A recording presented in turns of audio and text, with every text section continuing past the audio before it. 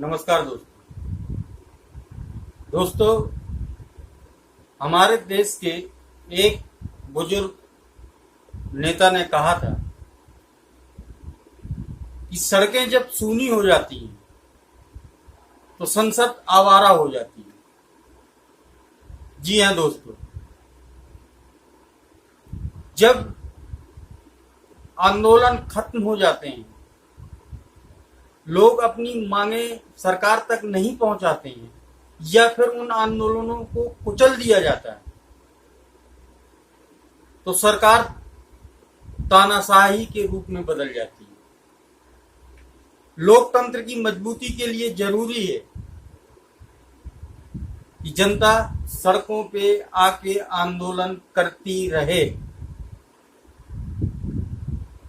अभी आप देख लीजिए, किसान बिल केवल ध्वनि मत से पास कर दिया गया। अब वो विपक्ष के सांसद जब अपने क्षेत्रों में जाएंगे, वहां के किसान पूछेंगे उनसे कि आपको हमने चुन के भेजा था, आपने विरोध क्यों नहीं किया? क्या जवाब देंगे वो? क्या जवाब देंगे अपने वोटर को? कोई जवाब नहीं होगा उनके पास। अब उनके पास में रास्ता बचते हैं कि अपने वोटर के साथ सड़कों पे आएं और सरकार की इस तानाशाही रवैये का विरोध करें। दोस्तों, आपने 6 साल से एक जुमला सुना होगा, विकास विकास विकास। पर ये विकास है कहां? कहीं दिखाई देता है विकास?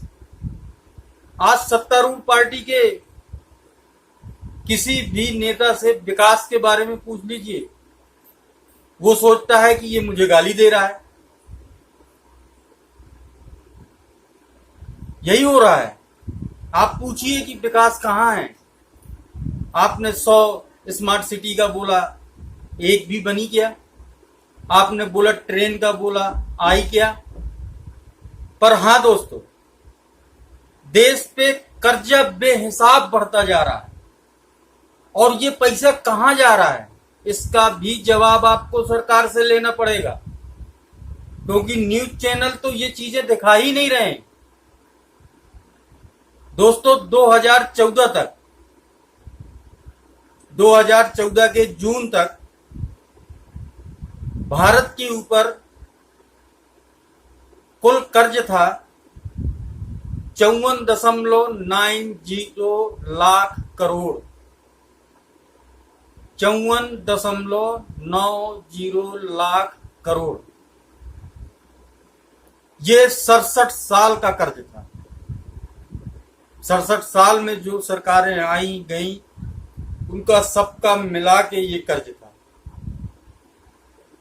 और 2014 जून से 2020 जून तक देश का कर्ज है 101 लाख करोड़। 101 लाख करोड़। 6 साल का कर्ज। मतलब कि 6 साल में इतना कर्ज ले लिया जो पिछले 67 सालों में हुआ। तो इसका मतलब काम भी 67 सालों के बराबर तो होना ही चाहिए, मगर वो काम तो कहीं दिख नहीं रहा। और उन 67 सालों में जो सरकारी उपक्रम बने, उनको भी बेचा जा रहा है, ये बोल के कि पैसा नहीं है सरकार के पास। रोजगार के लिए त्राहिमाम मचा हुआ है, ये बोल के वैकेंसी नहीं निकाली जा रही कि पैसा नहीं है सरकार के पास। तो दोस्तों, फिर ये पैसा गया कहां? हम लोग टैक्स देते हैं, सब उसी तरीके से हो रहा है जो चुक के पहले हो रहा था। एक तरफ तो सरकार बोलती है कि टैक्स कलेक्शन बढ़ा है और दूसरी तरफ आप कर्ज लगातार बढ़ाते जा रहे हैं। क्यों दोस्तों? आखिर ये पैसा कहां जा रहा है? किसकी जेबों में जा रहा है ये पैसा? पूछिए दोस्तों सवाल ये, अपने क्षेत्र के नेताओं से पूछिए, अपने प्रतिनिधि से पूछिए जिसको आपने वोट दिया है, चुन के भेजा है, क्योंकि देश का कर्ज भारत के हर नागरिक का कर्ज है। आप कर्ज में डूब रहे हैं। ये वही सरकार है जिसने सबसे ज्यादा टैक्स डीजल और पेट्रोल पे लगाया, आज भी लगाए हुए। जितनी भी पहले सरकारें हुई आई गई उनमें सबसे ज्यादा टैक्स वसूली यही सरकार कर रही है डीजल और पेट्रोल पर। इसके बाद भी सबसे ज्यादा कर्ज इसी सरकार का। ऐसा क्यों हो रहा है दोस्तों?